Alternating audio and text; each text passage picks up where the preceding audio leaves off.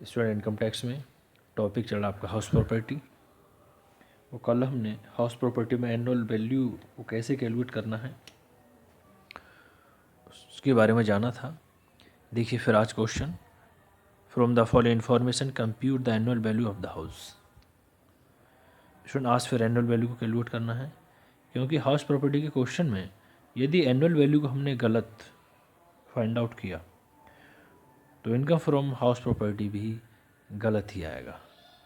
इसलिए फर्स्टली हमें बहुत अच्छे ढंग से एनुअल वैल्यू के बारे में जानना है।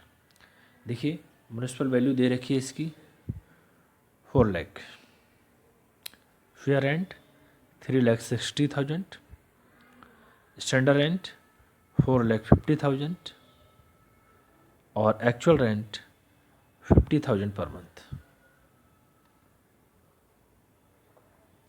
50,000 रुपये महीने। Building remained vacant for 2 months during the previous year. Unrealized rent rupees 50,000। देखिए 2 महीने के लिए मकान खाली रहता है, अनरियलाइज रेंट इसका 50,000। कंडीशंस ऑफ रूल 4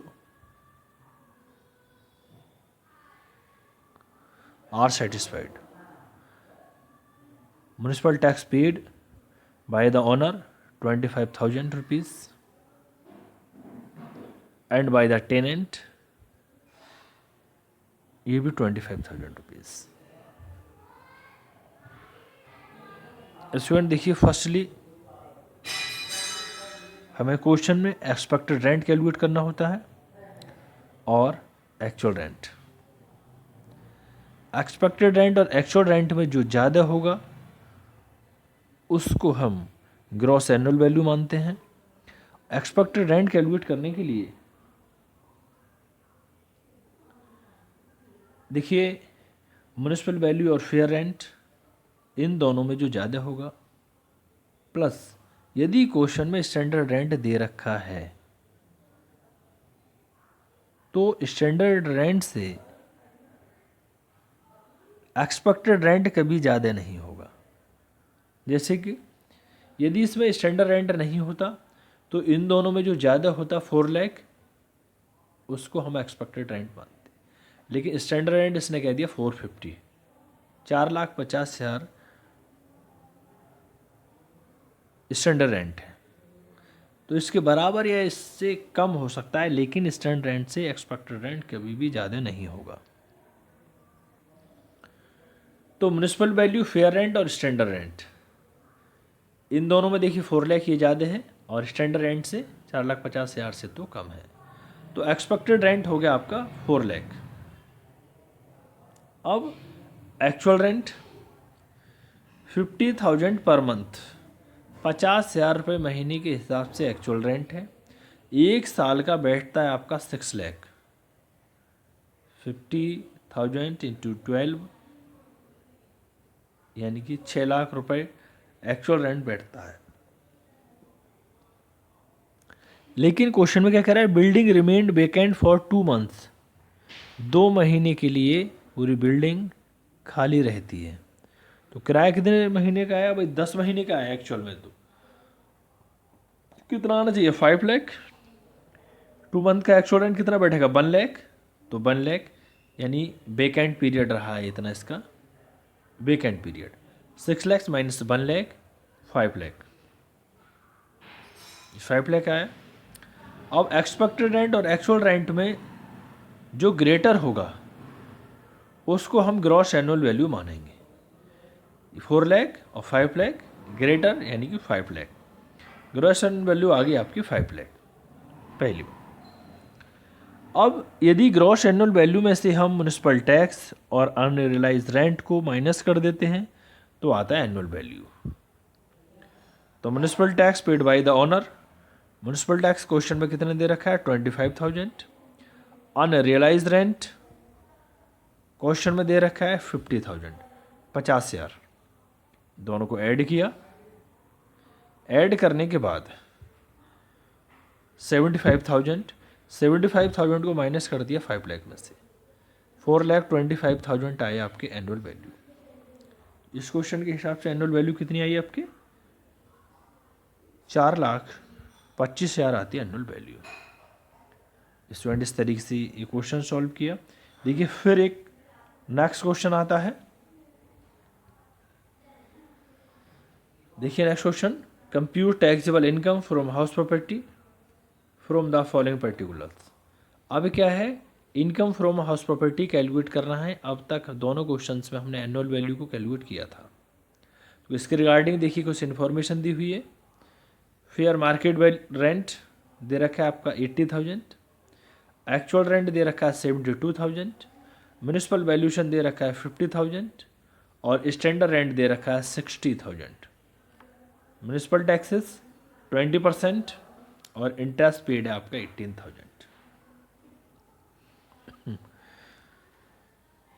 देखिए इसका सॉल्यूशन,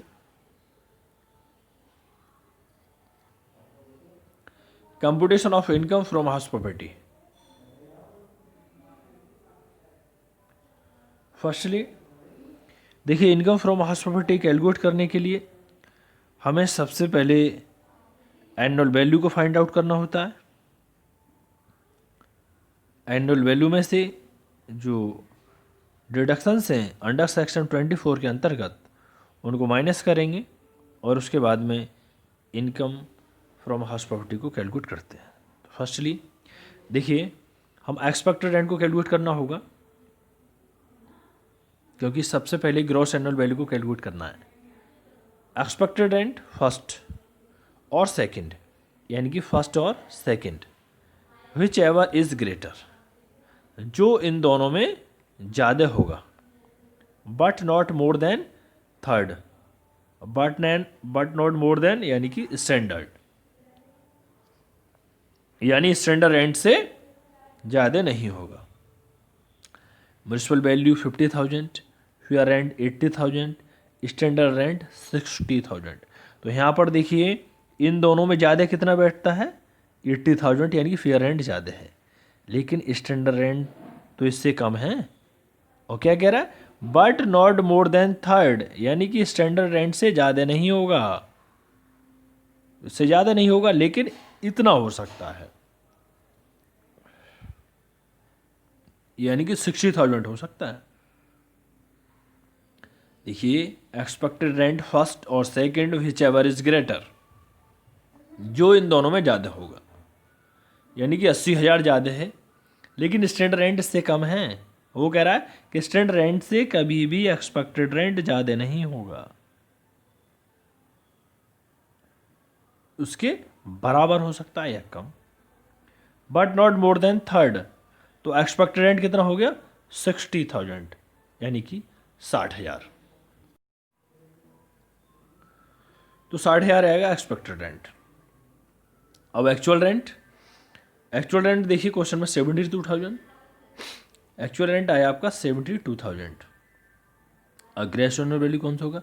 ग्रॉस एनुअल वैल्यू ए और बी, यानी ए और B, whichever is greater, जो एक्सपेक्टेड रेंट और एक्चुअल रेंट में ज़्यादा होगा उसको ग्रॉस एनुअल वैल्यू माना जाएगा, यानी कि 72,000। 60,000 एक्सपेक्टेड रेंट, एक्चुअल रेंट 72,000, इन दोनों में ज़्यादा 72,000, 72,000 हो गए आपके ग्रॉस एनुअल वैल्यू। ये रूल्स में भी दे रखा है student, which ever is greater, मैंने लिखवाई भी इसकी थ्योरी में।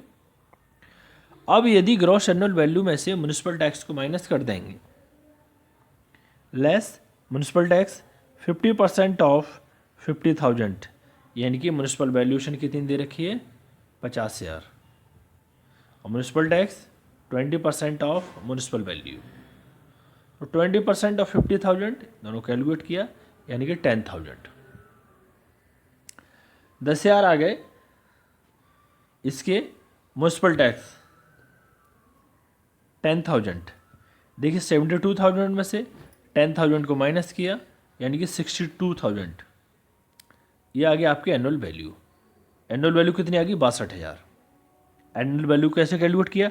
ग्रॉस एनुअल वैल्यू में से म्यूनिसिपल टैक्स को माइनस करने के बाद आ जाती है एनुअल वैल्यू। फिर लेस डिडक्शंस अंडर सेक्शन 24 के अंतर्गत फर्स्ट आता है आपका 30% ऑफ एनुअल वैल्यू, और सेकंड इंटरेस्ट। तो देखिए 30% ऑफ एनुअल वैल्यू कितनी दे रखी है आप 62,000। 62,000 का यदि 30% हम कैलकुलेट करेंगे तो आएगा 18,600, 18,600। और स्टूडेंट नेक्स्ट है इंटरेस्ट, इसके फॉर्मेट के हिसाब से चल रहे हैं। Income from house property let out का जो मैंने फॉर्मेट बनवाया है पूरा, जो उसका प्रोसीजर है उसको देखिएगा। इंटरेस्ट पेड 18,000, 18,000 दे रखा है आपका इंटरेस्ट। इन दोनों को ऐड किया, ऐड करने के बाद आता है 36,600, 36,600। अब इन दोनों को ऐड किया 36,600 प्लस 62,000, दोनों को ऐड करने के बाद नहीं लेस करेंगे, ऐड नहीं, एनुअल वैल्यू में से माइनस करते हैं डिडक्शंस अंडर सेक्शन 24 को, इसमें माइनस किया, माइनस करने के बाद 25,400, 25,400 ये आया इनकम फ्रॉम हाउस प्रॉपर्टी। क्योंकि एनुअल वैल्यू में से डिडक्शंस अंडर सेक्शन 24 को माइनस करते हैं। माइनस किया हमने 62,000 में से 36,600 और माइनस करने के बाद 25,400, ये आता है income from house property. Student firstly यदि हमने सही तरीके से ग्रॉस एनुअल वैल्यू को फाइंड आउट कर लिया तो पूरा क्वेश्चन सही होगा। और ग्रॉस एनुअल वैल्यू को फाइंड आउट करने के लिए सबसे पहले हमें एक्सपेक्टेड रेंट को देखना होता है और एक्चुअल रेंट को। Expected rent municipal value of fair rent में जो ज़्यादा होगा, लेकिन स्टैंडर्ड रेंट से ज़्यादा नहीं हो सकता, स्टैंडर्ड रेंट के इक्वल होगा या कम। तो यहाँ पर देखिए स्टैंडर्ड रेंट इन दोनों से इस 80,000 से कम था, तो हमने 60,000 यहाँ पर एक्सपेक्टेड रेंट माना गया, क्योंकि कभी भी एक्सपेक्टेड रेंट स्टैंडर्ड रेंट से ज़्यादा नहीं हो सकता इसलिए। फिर gross annual value find out किया, एक्सपेक्टेड रेंट और एक्चुअल रेंट में जो दोनों में ज़्यादा था, इसमें से म्युनिसिपल टैक्स को माइनस किया 10,000, एनुअल वैल्यू आ गया। फिर एनुअल वैल्यू में से हमने माइनस किया लेस डिडक्शन अंडर सेक्शन 24 के अंतर्गत 30% ऑफ एनुअल वैल्यू और interest. Income from house property आया 25,400। Thank you student.